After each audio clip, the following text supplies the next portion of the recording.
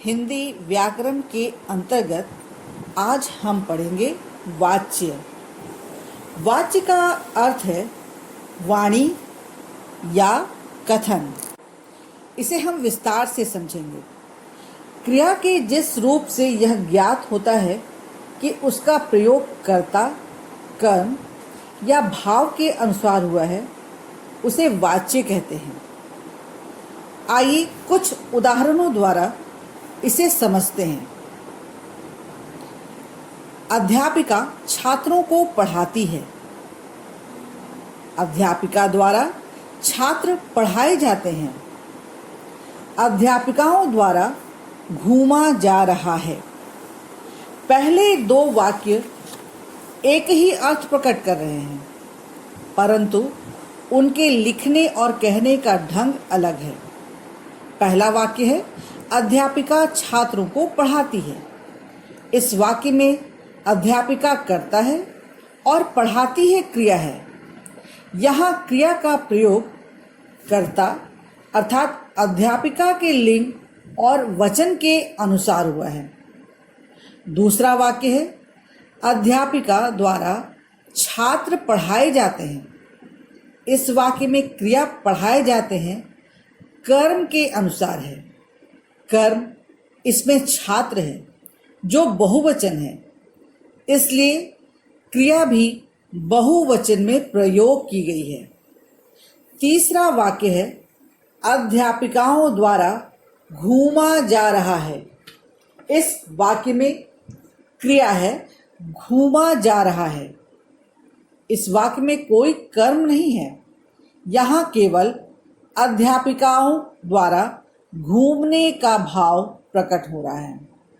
अतः यहाँ पर क्रिया का प्रयोग भाव के अनुसार अन्य पुरुष एक वचन में हुआ है।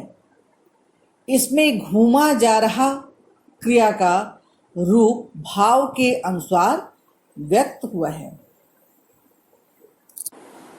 इस प्रकार वाक्य के तीन भेद हैं। पहला कर्तृवाच्य, दूसरा कर्मवाच्य और तीसरा भाववाच्य।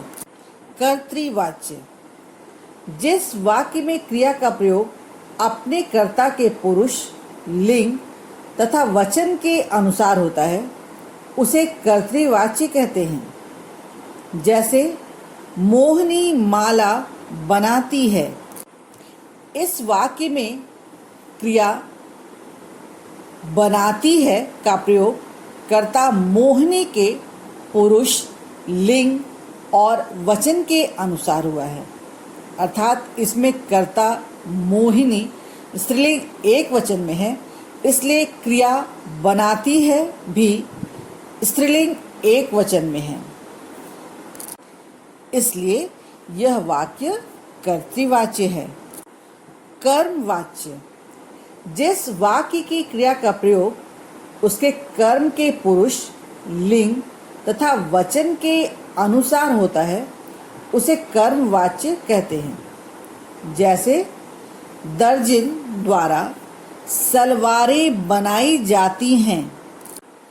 इस वाक्य में क्रिया बनाई जाती हैं का प्रयोग अपने कर्म सलवारों के पुरुष, लिंग तथा वचन के अनुसार है। अर्थात क्रिया बनाई जाती हैं का कर्म अन्य पुरुष, स्त्रीलिंग तथा बहुवचन है, इसलिए क्रिया बनाई जाती हैं भी अन्य पुरुष, स्त्रीलिंग और बहुवचन है, इसलिए यह वाक्य कर्मवाच्य है। भाववाच्य जिस वाक्य में क्रिया का प्रयोग अपने कर्ता या कर्म के पुरुष, लिंग तथा वचन के अनुसार न होकर भाव के अनुसार होता है, उसे भाववाच्य कहते हैं। जैसे दादाजी से उठा नहीं जाता।